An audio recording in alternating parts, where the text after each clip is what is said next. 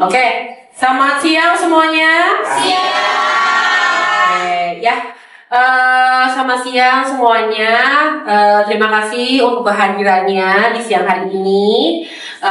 Sebelum mulai, perkenalkan saya Clarin dari tim marketing CPP Indo.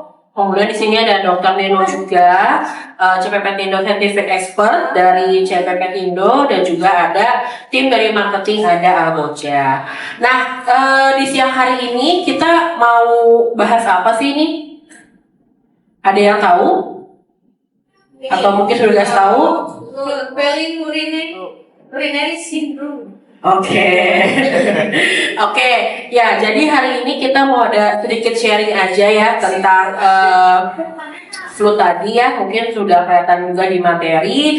Sifatnya hari ini tuh sharing ya teman-teman, jadi kalau misalnya ada yang mau ditanyakan atau mungkin ada yang kayak pertanyaan-pertanyaan yang selama ini masih ada di benak ya kan, belum ditanyakan, atau mungkin pertanyaan-pertanyaan dari teman-teman konsumen gitu ya, boleh juga langsung ditanyakan gitu. Nah, sebelum masuk ke materinya, aku mau ada sedikit sharing tentang CPP Indo. Jadi CPP Indo itu mungkin kalau yang teman-teman tahu produknya itu lumayan banyak ya. Jadi dari yang untuk kategori kucing, anjing, ikan, sampai burung itu kita ada. Ya, untuk ikan hias ada, dan juga untuk burung kicau juga ada. Nah, aku mau bagi-bagi hadiah, kira-kira dari teman-teman coba siapa yang bisa sebutin 5 makanan atau brand dari CPP Indo. Waduh, semangat banget ya. Tidak menyangka ya, tidak menyangka. Coba diulang. Dulu. Oke. 1, 2, belum. Semangat banget kayaknya. Kak, ini belum turun, gimana ya? Semangat banget. 1, 2, 3. Oke, yang dari depan dulu deh. Perkenalkan diri, dari cabang mana? Silakan. Berdiri boleh. Mas yang di belakang kelihatan.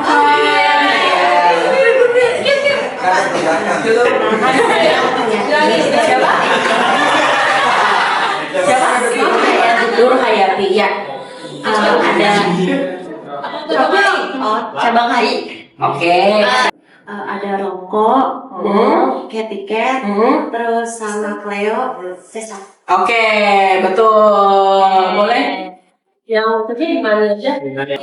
Oke, ya jadi benar ya, kita tuh untuk dari sisi brand itu tuh lumayan banyak ya. Tadi mungkin disebutin ada Cleo, Care, Chester gitu ya. Dan memang setiap kategori kita tuh ada. Nah, apa sih kelebihan dari CPP Indo dibanding yang lain gitu ya? Kelebihannya kita itu memiliki semua kategori tadi plus dan level-levelnya ada. Jadi dari semua segmen customer itu, konsumen itu kita bisa berikan dong dari CPP Indo. Dari ekonominya ada, dari yang standarnya ada, dari premiumnya pun ada. Jadi kalau tadi mungkin disebutin kayak Bold, Chester, itu adalah salah satu untuk yang di kategori yang di level ekonomi. Kemudian seperti Cleo, Rocco itu yang di level standar. Ya mungkin kalau teman-teman ngeh dari harga kan pasti kelihatan banget ya bedanya, kalian bisa ngeh dari harga per kilonya gitu. Kemudian premiumnya lagi ada kitchen flavor, di atasnya lagi ada nature bridge gitu. Jadi teman-teman sangat mudah untuk mempromosikan produk dari CPP Indo karena memang dari setiap kategorinya itu ada gitu. Nah, oke.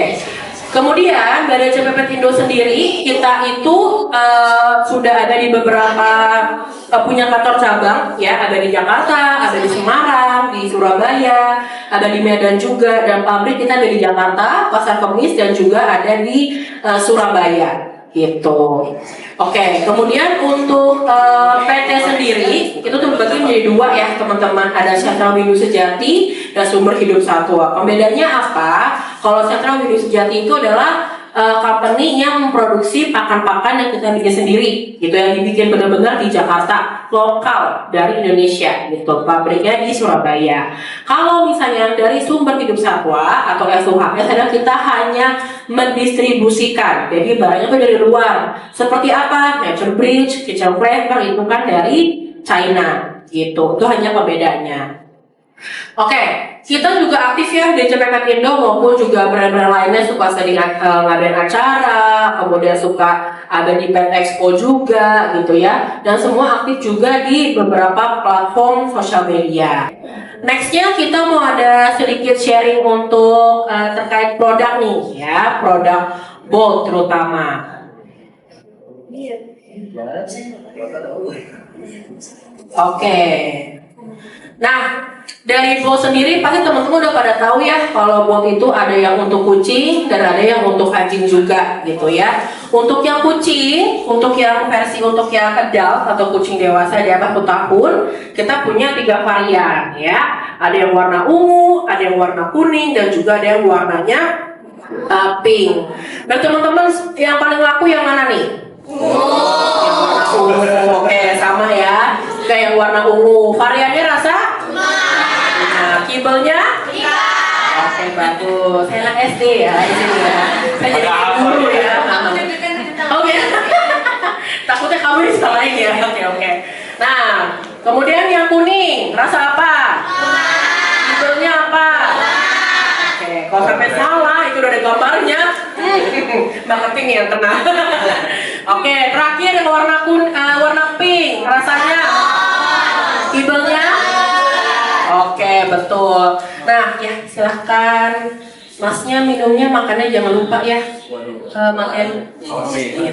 Ya, jadi untuk yang kucing dewasa benar ada 3 varian ini. Untuk varian rasanya ada tuna dan salmon. Kemudian yang tuna sendiri itu ada dibagi jadi 2 kibel ya. Tadi ada ikan dan juga ada yang donat. Kemudian untuk varian 3 varian ini sekarang tuh udah ada flashbacknya. Udah tahu semua? Sudah tahu? Apa itu flashback? Oke, jadi masih masukin manual? Ya, jadi sekarang sudah ada ya. Jadi teman-teman jangan lupa kalau misalnya lagi mau majang-majang di rak-rak gitu ya, display, jangan lupa menaruh yang si flashbacknya karena itu sudah ada di dalam sak-sak. Jadi kalian nggak usah nuang-nuangin lagi dan nimbang-nimbang lagi gitu. Nah, nextnya untuk yang tadi untuk versi adult, ini ada yang untuk mother and kitten. Jadi mungkin kalau teman-teman Bold ini pernah bikin yang untuk kittennya aja gitu ya. Jadi fokus untuk anakannya aja. Tapi untuk yang baru ini adalah Bold mother and kitten, itu bisa untuk induk, anakan, dan juga untuk yang pada saat dia lagi menyusui gitu. Jadi bisa dipakai untuk 3 varian, 3 lah ya, 3 in 1 gitu. Nah, dibagi menjadi 2 varian, ada yang salmon dan juga ada yang tuna.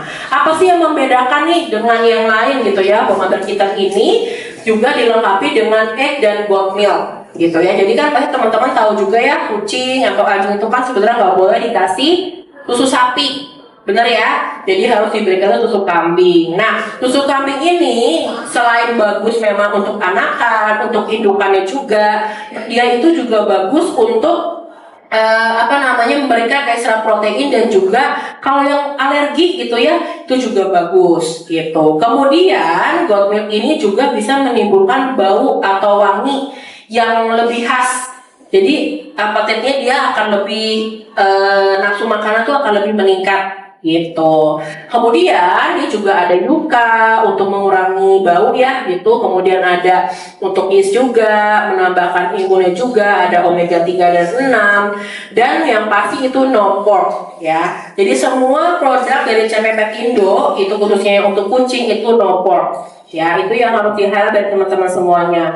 Karena kan selain kucingnya tidak mengkonsumsi pork, pet owner juga pada saat ngambil makanannya segala macam itu juga aman gitu, jadi tidak menggunakan pork. Dan semua produk dari CPP Indo terutama yang blog ini kita punya sertifikasi, yaitu adalah NKV dan DNV. Itu adalah seperti halal lah ya kasarnya, kayak halal, kayak BPOM kalau kita buat manusia gitu.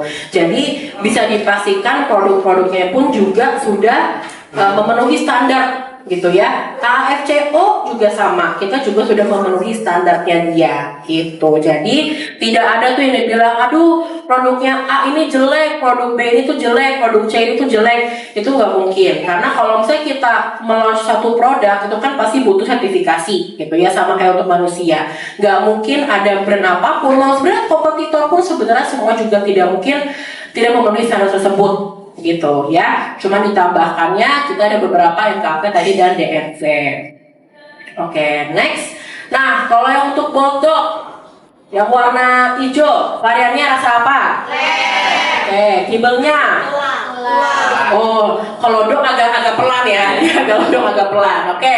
Kalau yang warna orange? Kibelnya? Oke, warna merah?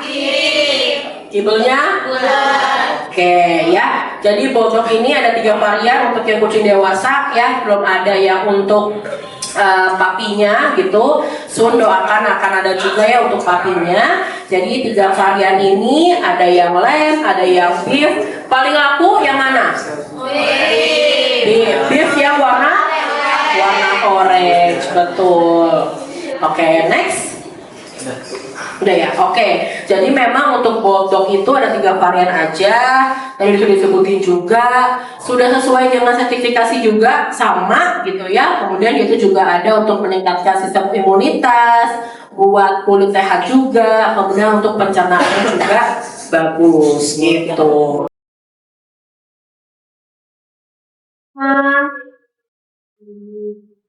Thank you, Clarin. Assalamualaikum warahmatullahi wabarakatuh. Selamat siang. Baik. Kalau di pet shop yang sebelumnya itu bapak-bapak semua. Kalau di sini banyak mbak-mbak yang cantik, jadi lebih segar buat saya. Baik. Salam kenal juga, nama saya Neno Waluyo Sukelan. Saya di CPP belum lama, baru 2 tahun itu. Nah, sekarang di CPP saya diminta bantu di tim riset di R&D. Nah, ya untuk mengupgrade terus kualitas produk yang terutama yang untuk pet food yang dari CPP Pindo gitu ya. Nah, kita salah satu tempat riset yang tempat kerja saya ada di Pasar Kemis, Tangerang. Di sana sekarang kucing ada 74 ekor lebih. Ya, untuk ngetes produk kita nih bagus nggak ke kulit dan rambut, ke urin dan lain-lain. Jadi sebelum jadi produk yang di launching, dites dulu di sana efeknya. Terus kalau ada efek-efek negatif atau apa gitu, kita buktikan dulu benar nggak nih ada efek negatif. Kalau emang ada yang kurang bagus, kita upgrade terus. Jadi rutin terus, bukan berarti sekali jadi dicuekin terus jualan, enggak. Terus upgrade, diperbaiki gitu ya. Nah, khusus untuk hari ini saya diminta sama Mbak Clarin yang cantik disuruh sharing seputar yang katanya Bolt suka difitnah gitu ya, suka bikin kucing nggak bisa pipis katanya. Nah, kita lihat ya, selain tadi yang mungkin ada katanya cacing pita gitu, nanti kita lihat ya sambil jalan. Nah, jadi nanti di akhir atau kalau punya pertanyaan catat dulu aja. Ntar di akhir kita tanya jawab sepuas-puasnya. Mau yang berhubungan dengan nggak bisa pipis atau apapun silakan. Atau banyak pertanyaan dari customer yang kita ragu-ragu atau nggak tahu jawabannya, nanti silakan kita diskusikan bareng gitu ya. Oke. Nah, semua udah dapat materinya kan? Udah. Padahal kan kalau materi mah belakangan aja, bisa dicari sama-sama. Yang penting sayang dulu aja kan ya. Bisa. Oke, lanjut ke materi kalau udah sayang berarti ya. Oke. Nah, yang dikenal dengan istilah nggak bisa pipis, kalau kata dokter hewan atau bahasa kedokterannya, bisa namanya FUS. Singkatan dari Feline Urinary Syndrome atau Feline Lower urinary tract disease. Jadi feline ini kucing, urinary saluran kemih gitu ya, saluran kencing. Lower tract disease, jadi saluran kencing bagian bawah. Kalau saluran kencing bagian atas itu ginjal, kalau yang bawah, yang dari kantong kencing ke bawah, gitu ya. Nah, ketika namanya sindrom, itu nggak satu penyakit, gabungan dari beberapa penyakit biasanya gitu ya. Lanjut, nah, seringkali gitu ya, yang namanya pemilik kucing kurang sadar atau kurang mengetahui tanda-tanda kucing nggak bisa pipis. Karena nemu ini nih di kotak pasir ada warna merah darah gitu ya, itu jarang. Dia kalau ngeh ada itu merhatiin mungkin iya, tapi seringkali nggak ngeh. Seringkali biasanya yang cukup sering adalah tidak mau makan atau makannya berkurang, tidak mau minum atau minumnya berkurang atau sedikit. Dipikir cuma demam-demam biasa atau nggak enak badan gitu ya. Padahal ya ini gejala umum, sakit apapun biasanya begini. Tapi yang perlu diingat, nggak bisa pipis tuh emergensi. Sehari nggak bisa pipis, selamatnya 50-50. Lebih dari sehari, 2 hari, nggak selamatnya kemungkinan 70-80%. Lebih dari 2 hari nggak bisa pipis, kemungkinan besar lewat, nggak ketolong. Gitu ya, jadi sebenarnya kalau kucing yang di sosmed sampai mati gara-gara nggak bisa pipis, itu yang salah pemilik, karena nggak ngeh, karena dibiarin aja. Soalnya ketika nggak mau makan harusnya segera dicek. Ketika dia nongkrong di kotak pasir lebih lama tapi nggak keluar, harus dicek. Nah yang begini nongkrongnya lama, bisa nggak bisa pipis, bisa nggak bisa BAB. Nah banyak juga yang punya kucing bilang bawa ke dokter, dok nggak bisa BAB kayaknya. Dokter biasanya ngecek. Bukan nggak bisa BAB, nggak bisa pipis. Kalau nggak bisa BAB mungkin dikasih pencahar. Kalau nggak bisa pipis, mesti dikateter. Kalau maksimal 2 hari nggak dikateter, kemungkinan lewat tinggi, bisa mati. Itu emergensi. Nah mungkin kalau yang nggak sampai mampet atau di awal nih salah satu tanda adalah kucingnya mulai banyak ngejilatin daerah sini. Karena dia nggak nyaman daerah situ, ngejilatin mulu gitu ya, karena mungkin sakit apa gitu ya. Nah kayak begitu, lemah, lesu, banyak tidur, digendong marah gitu ya, nggak bisa pipis itu sakit banget, penuh kantong pipisnya. Kita kalau nggak bisa pipis berapa jam aja sakit banget, apalagi dia sehari digendong pasti sakit banget, ngamuk gitu ya.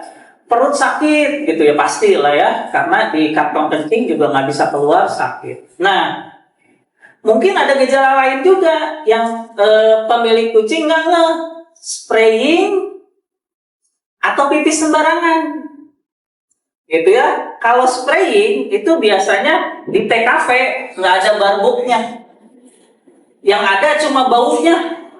Ini taunya bau aja di mana, tapi nggak ada genangan.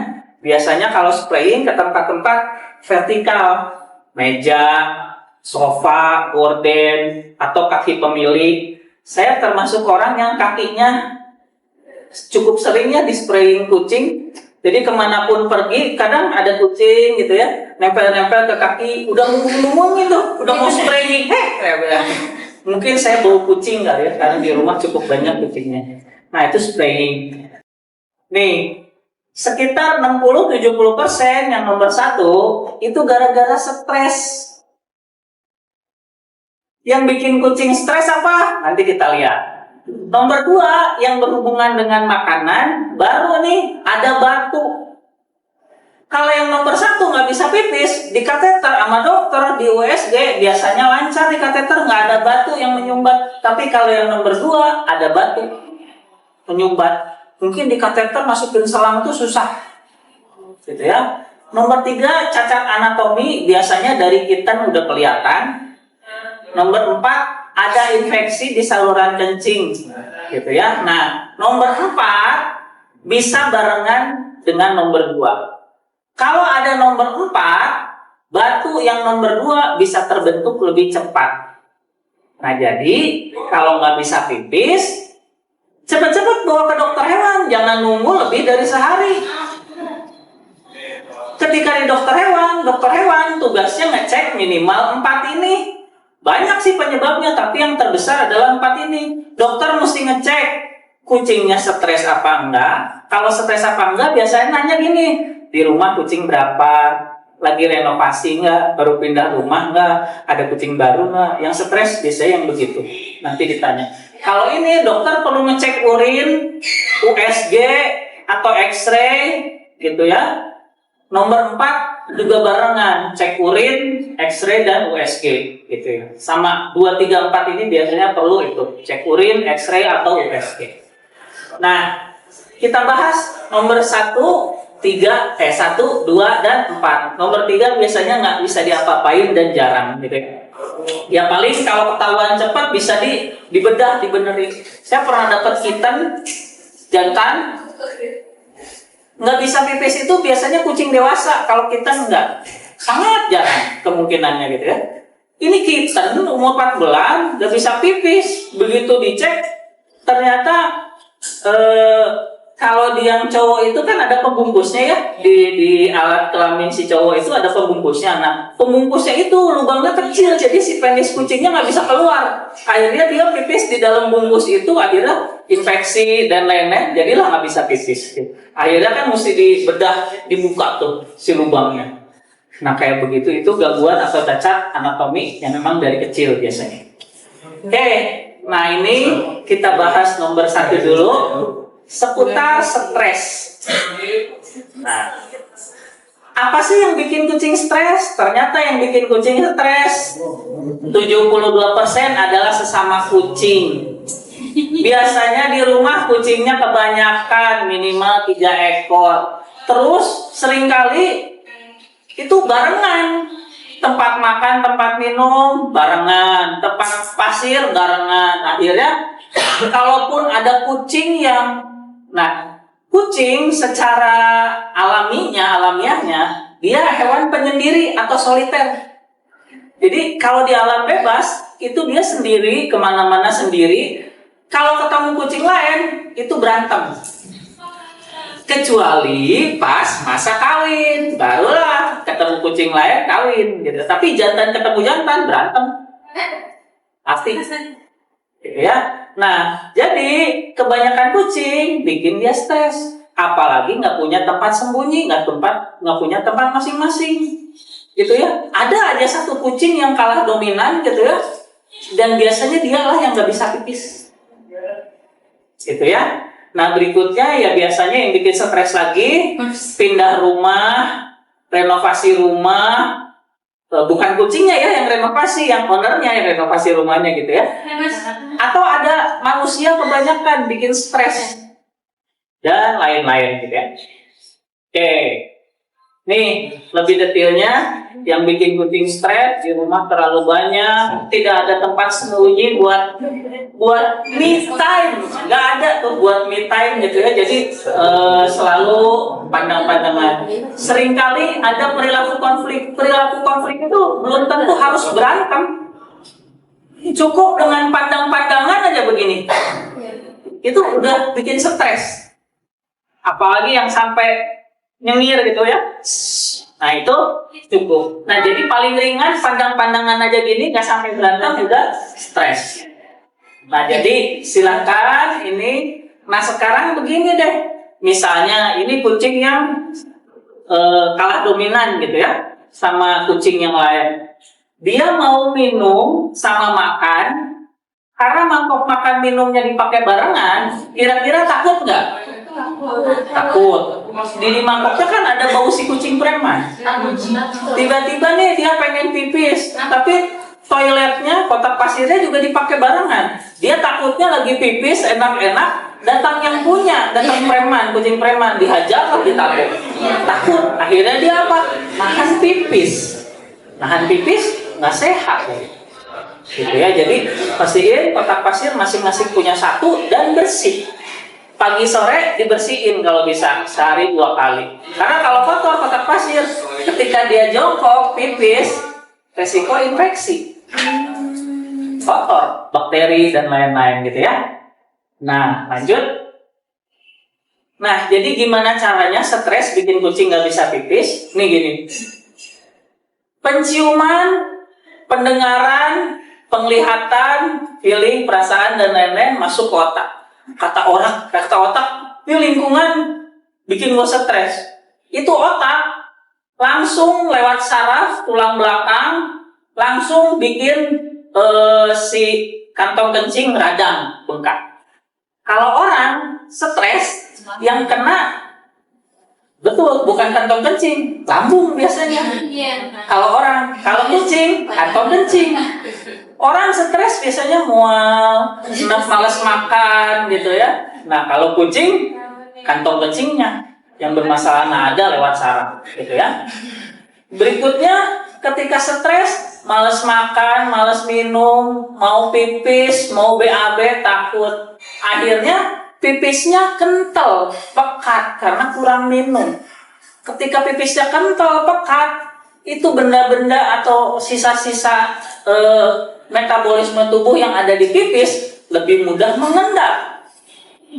Makanya kita mesti banyak minum biar pipisnya encer, biar sering pipis, jadi semua sering kebilas, sering kebuang. Kalau kental dan diam di situ terus, akhirnya mengendap. Ketika mengendap bisa jadi batu, gitu ya.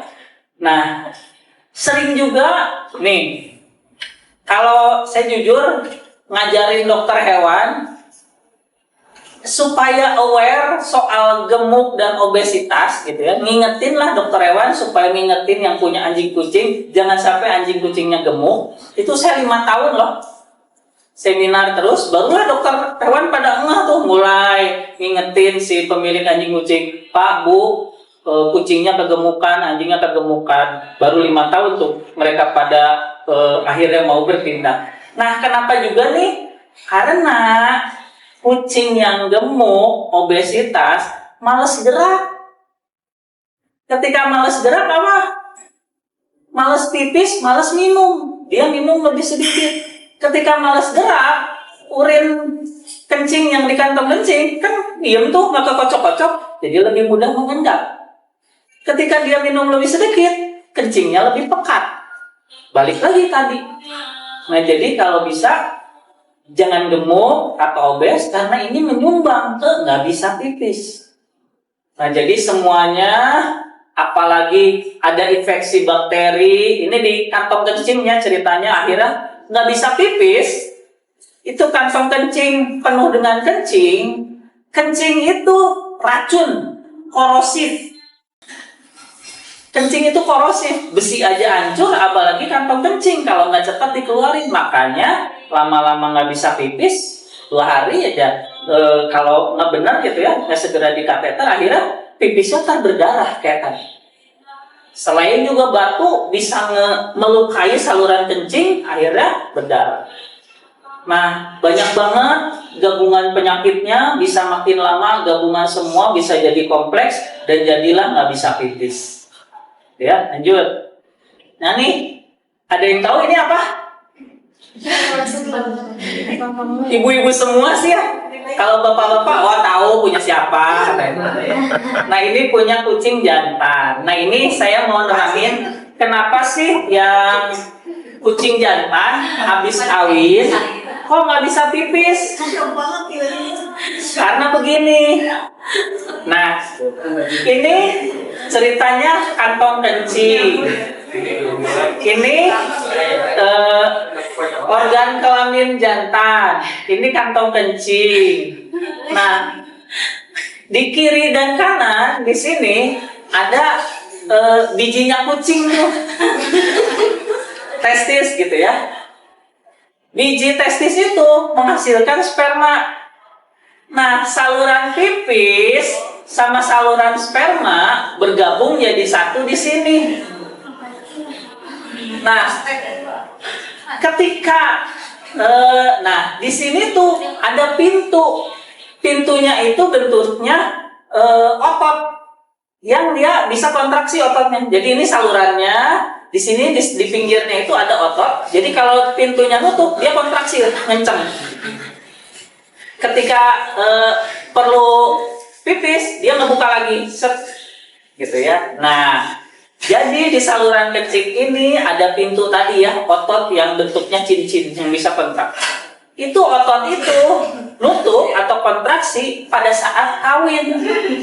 Jadi pada saat kawin kan perlu mengeluarkan sperma. Supaya spermanya tidak tercemar oleh kencing, saluran kencingnya nutup, ngunci. Nah, sekarang pertanyaannya, Mas Mbak, kalau olahraga biasanya nggak olahraga, tiba-tiba olahraga, bisa kram, bisa besoknya pegel-pegel, atau minimal kenceng ototnya, tegang. Nah sama ini juga, nggak biasa kawin atau kawin mulu, ininya kencang terus, akibat apa? Kontraksi terus, akibatnya kencang, pegel.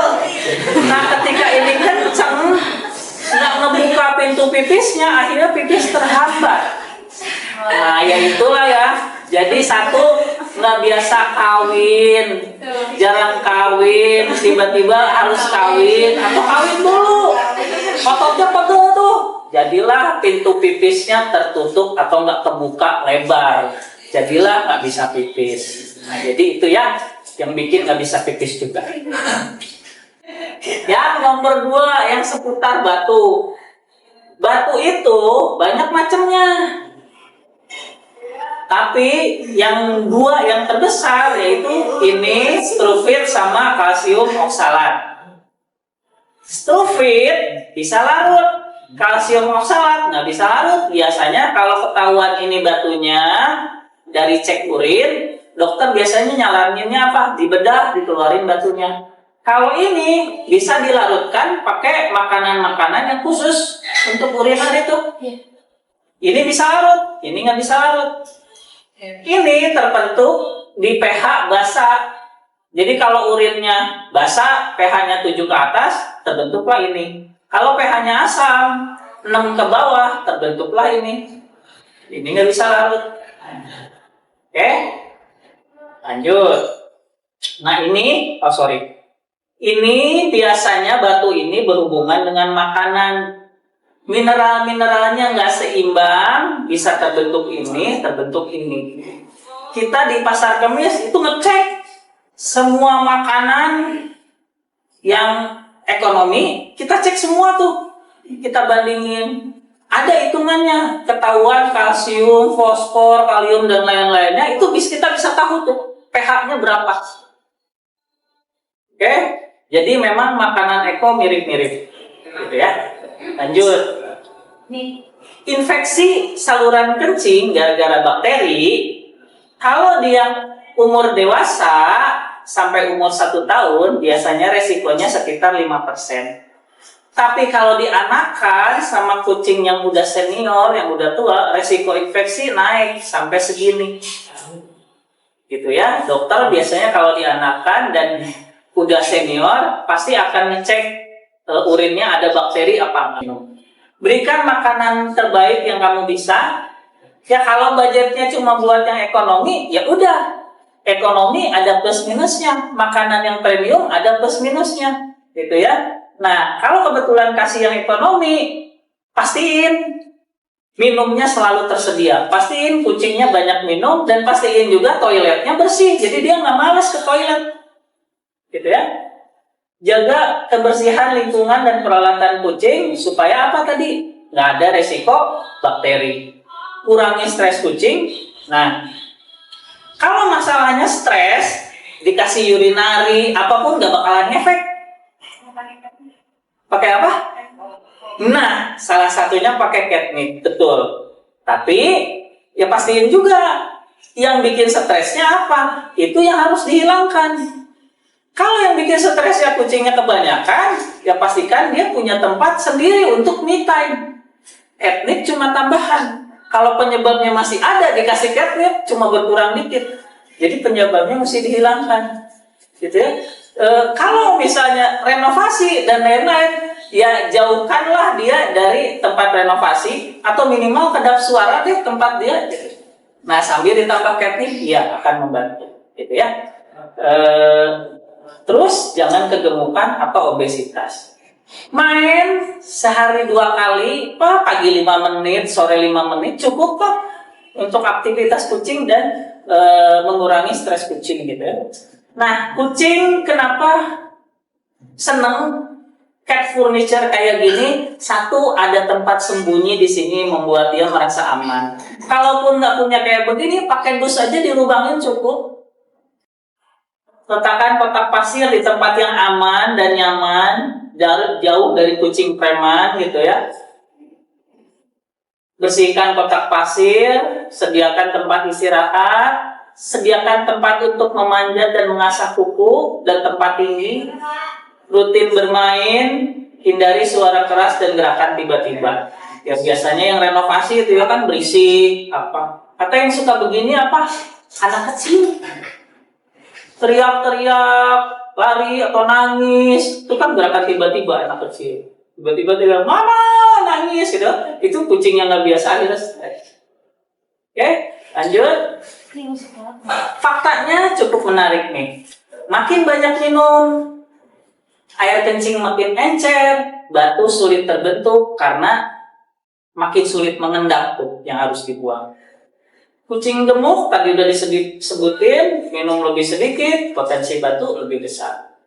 Minum banyak, sering pipis, saluran kencing lebih sering kecuci, kebilas.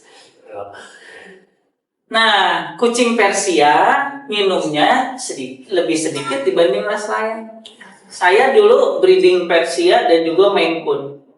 Nah, jadi saya ngetes nih ya, nggak pakai pasir dua-duanya, cuma pakai kotak pasir. Terus di atasnya ditaruh yang ukurannya sama, yang bentuknya kayak saringan tuh, yang bolong-bolong. Itu kelihatan loh, Persia itu kencingnya kayak bajigur sama bandrek, kental banget. Tapi Maine Coon itu lebih kayak orang, ada bening-beningnya. Nah, jadi Persia minumnya sedikit, urinnya lebih pekat, resiko batu lebih tinggi. Gitu, apalagi Persianya terlalu gemoy, gitu ya, bahaya. Mangkok minum yang bikin air jadi adem.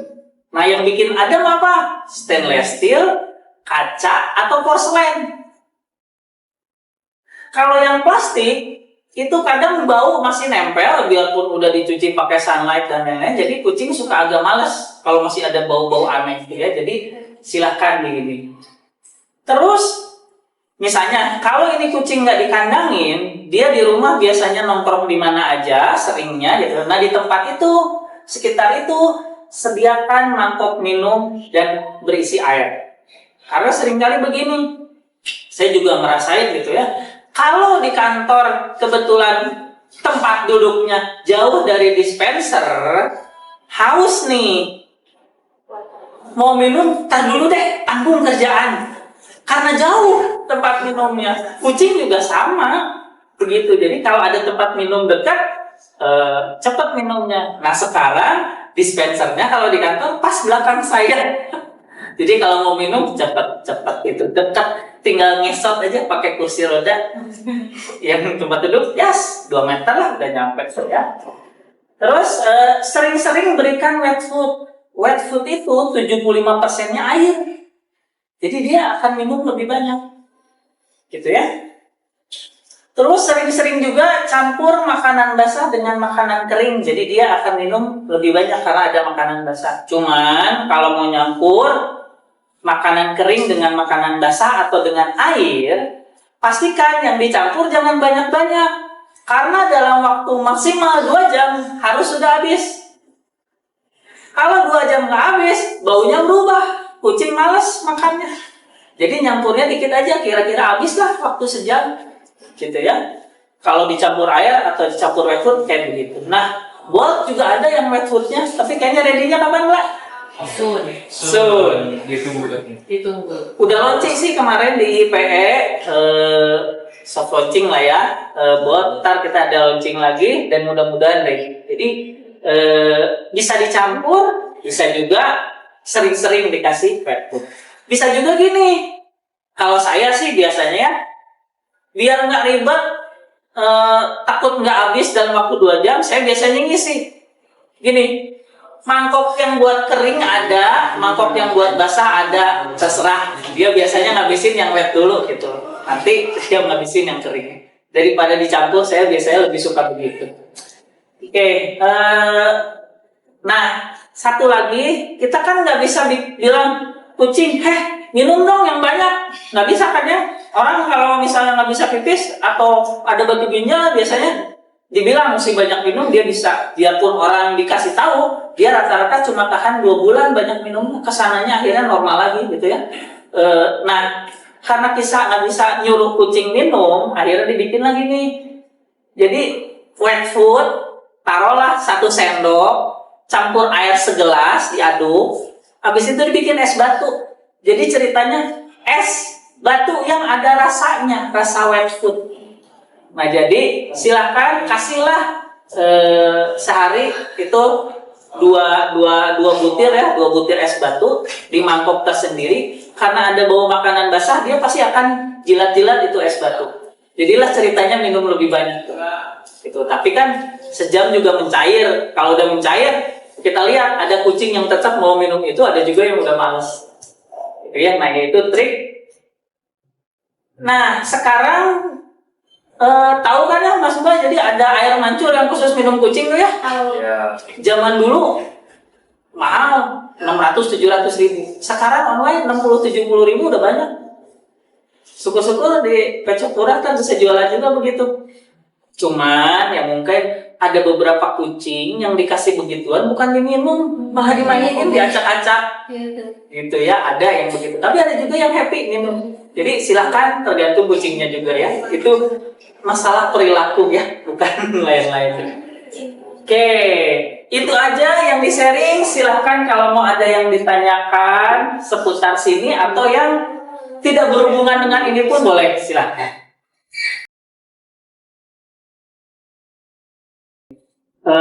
Mbak, makanan apalagi yang kering atau yang basah itu dimasak dulu.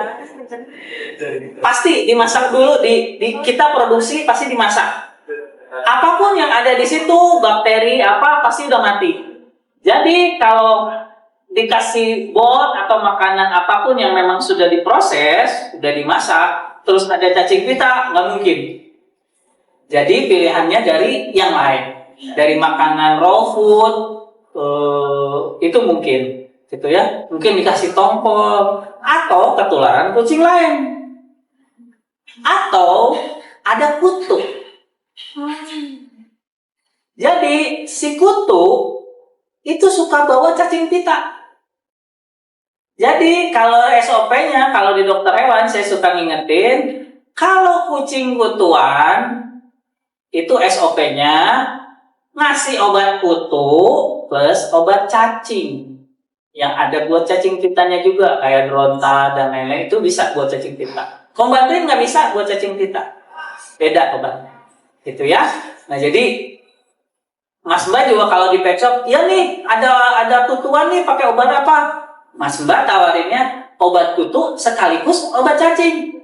Biasanya kalau ada kutu itu suka ada cacing pitanya, kemungkinan besar. Sekalian kasih obat cacing juga, Frontal dan lain-lain deh yang bisa untuk cacing pita juga, gitu ya. Nah kayak begitu ya SOP. Mudah-mudahan terjawab ya. Terima kasih ya dok. Dan biasanya nih di rumah kucing berapa itu mesti diobatin semua. Kalau enggak, kalau cuma diobatin 1-2 itu akhirnya cuma pindah-pindah doang, nggak tuntas. Gitu. Sama ini nggak sih dok, ngaruh nggak? Kalau kan kadang kan kucing tuh kalau tempat minumnya nggak menarik buat dia ya, kayak tadi nggak cair segala macam, dia kan suka minum air akuarium, salah satunya air itu. WC, nah Ya, itu bisa nggak tuh? Nah Bisa jadi juga ya pasti itu juga bisa, apalagi musim hujan gini nih. Kalau di musim hujan begini, dokter-dokter tuh langganan dapat ke klinik kucing pada diare. Satu, biarpun dia nggak minum genangan air atau apa di luar, kondisi dingin kayak begini bikin jadi gini loh, kucing dan anjing sehat itu bukan berarti di sininya nggak ada penyakit. Ada, cuman berada dalam keseimbangan. Jadi nggak keluar penyakitnya. Ketika cuaca kayak begini, penyakit-penyakit yang ada di sini, protozoa, bakteri, itu tumbuhnya lebih cepat. Jadi biarpun dia nggak minum air comberan atau apa, ini tumbuh lebih cepat, dan kalau kekebalan si hewannya nggak bagus, akhirnya pada diare. Jadi musim hujan begini langganan pada diare. Selain juga itu ya, suka nyolong-nyolong minum di akuarium, di kolam ikan, atau di WC. Gitu ya. Jadi kalau udah kepegok dia minum di WC, WC-nya harus pastikan dalam keadaan tertutup. Kebayang nggak kucing minum di WC, abis itu kita cium-cium? Udah jawab?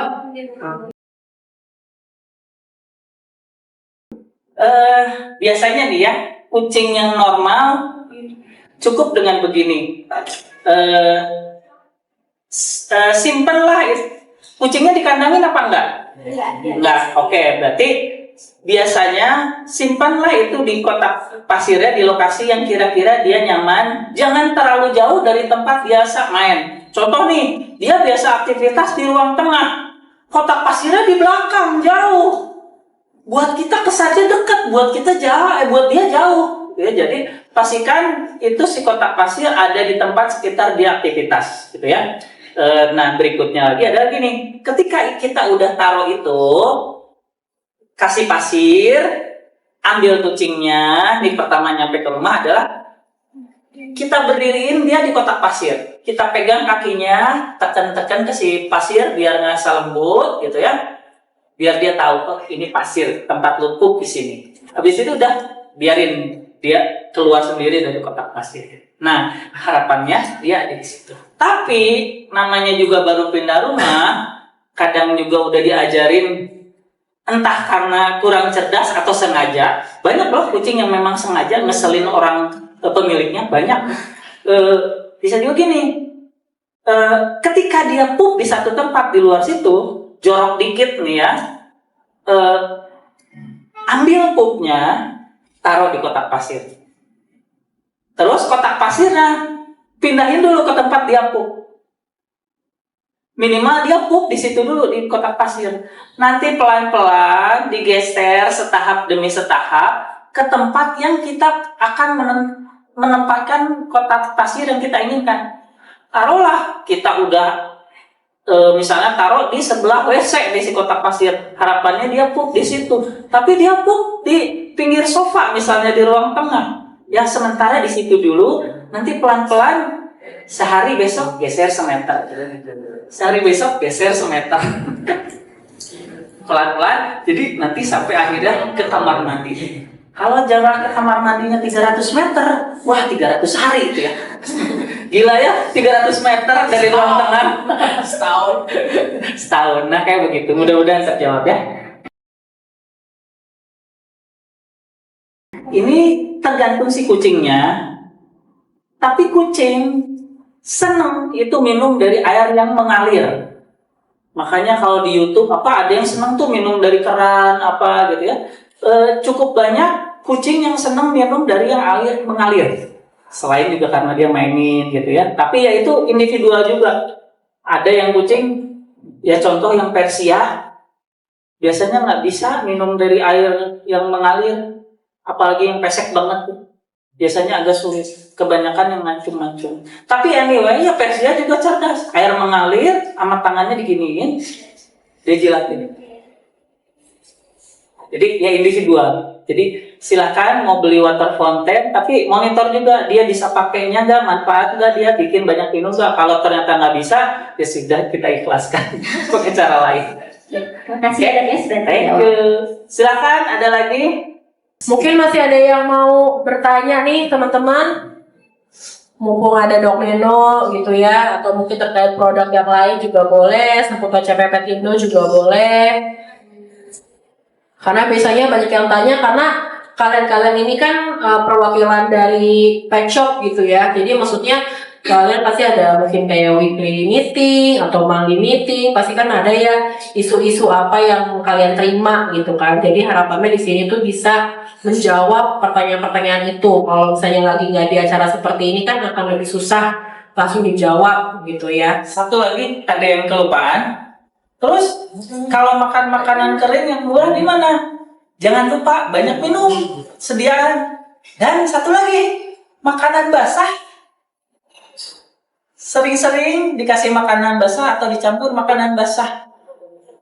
Jadi makanan basah bikin banyak minum juga. Gitu ya. Makanan basah solusinya dan banyak minum. Oke? Oke. Ya, walaupun mungkin dari teman-teman ada yang suka dengar kalian kalau makanan basah suka bikin karang gigi. Nah, Oke. Nanti ada pertanyaan lagi tuh pasti soalnya. Nanti jelasin lagi dong. oke. Tepuk tangan buat kelas.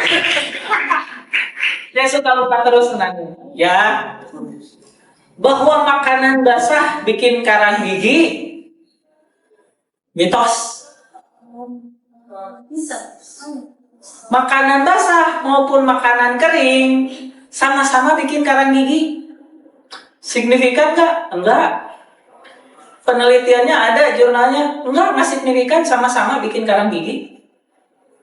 Kenapa owner dan lain-lain sering mikir makanan basah bikin karang gigi dan lain-lain? Karena makanan kering jualannya dengan begitu caranya.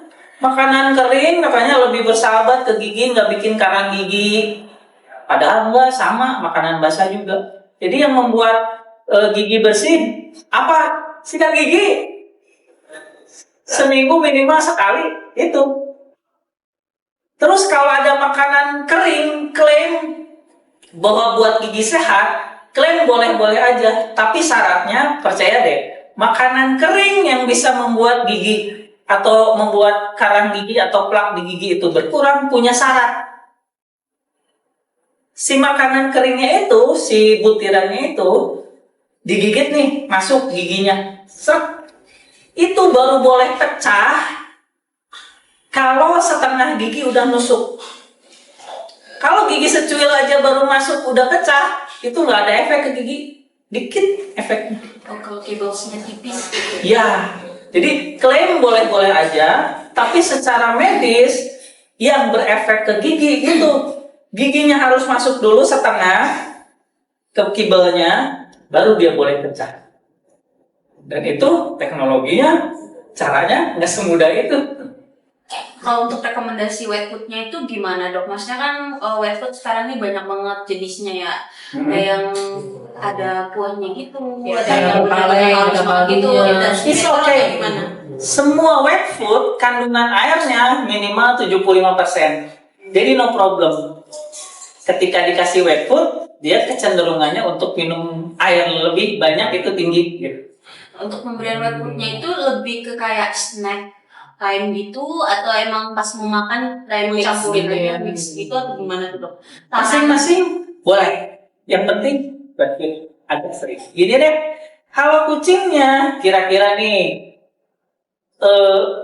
dikasih yang makanan kering oke-oke aja, nggak ada masalah, ya taruhlah seminggu sekali kasih wet food oke. Tapi kalau kucingnya pernah atau riwayat cukup sering kena fus, udah ganti-ganti makanan apapun begitu, sarannya lebih sering dikasih wet food. Misalnya seminggu 2 kali atau 3 kali, kayak begitu. Oke? Oke, mungkin ini nambahin sedikit ya. Kalau aku pengalaman dari sebagai pet owner gitu ya, kalau emang dasarnya mau dry food ya mungkin akan jadi lebih baik jadi snack. Karena takutnya kalau sering-sering di mix nanti kalau drynya doang dia nggak mau gitu. Jadi tergantung ownernya juga. Dia tipe yang emang ibu rumah tangga, dia masih sekolah, mungkin kan masih lebih banyak waktu ya buat nge-mix kayak gitu. Itu mungkin lebih possible. Tapi kalau misalnya emang dia yang mungkin kerja atau apa yang nggak bisa selalu pantau makanannya, dia nggak penyediain langsung gitu ya, mungkin itu dijadikan snack gitu. Karena supaya kalau dia dikasih dry doang ya dia tetap mau makan. Takutnya lama-lama dia udah kepikiran nih, oh iya nih gue harus ada dry ada wetnya nih. Kalau nggak ada wetnya gue nggak mau makan nih, akhirnya kayak gitu. Jadi tergantung ownernya dan kucingnya juga sih gitu. Kan bagi aku juga picky eater gitu loh. Iya, kalau picky eater mau nggak mau sih kayaknya dicampur ya. Kalau saya picky eater gitu.